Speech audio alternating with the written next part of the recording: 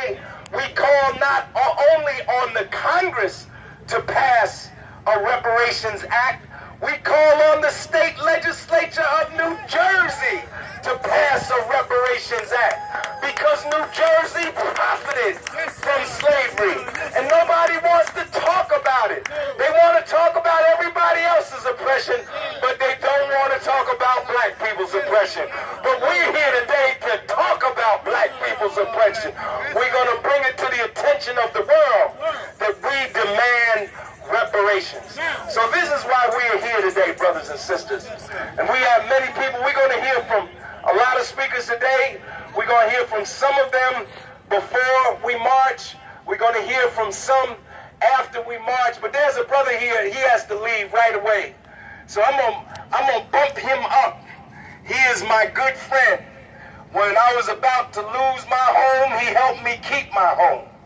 When I needed help for actions that we were building here in New Jersey, he would have me come over to P.O.P, to their headquarters, and speak. For years, he and his organization and Sister Betty Dobson have been raising black consciousness through their organization, P.O.P, Committee to Eliminate Media Offenses. That's right, media offensive to African people. So I'm going to bring my brother forward.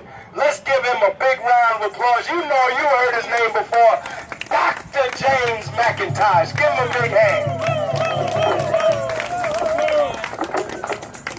They stole us. They sold us. And they owe us. I don't have anything to say that my ancestors and that my elders haven't already said. That was said by Sister Viola Plummer. One of Newark's favorite sons said, there's nothing we could demand of them, and I paraphrase, nothing we can demand of them that they don't owe us. Even their very lives. Now for some of you that might sound harsh, but think about it. To understand what that means, let's look at what Brother D said as a rapper. He said, America was built, understand, by stolen labor on stolen land.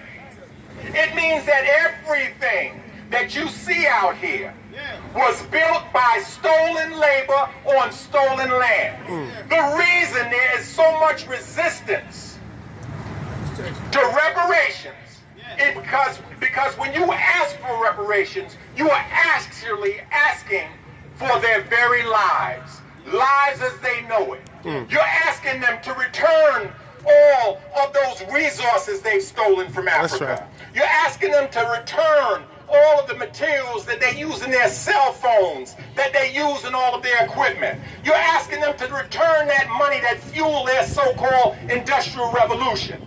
I have something another ancestor said.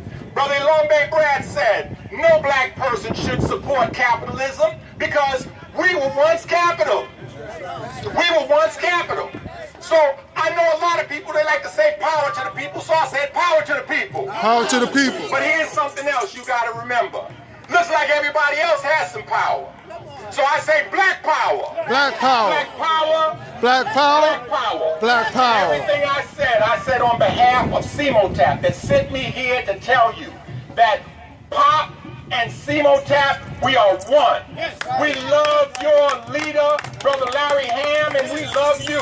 And we love the action that you take. And we'll support you every time we can. It just so happens that I don't want you to think I'm one of these guys that say he's so important, he's going to come here, he's going to speak and run. That's not it. For the last 30 years, our meeting has been the same time.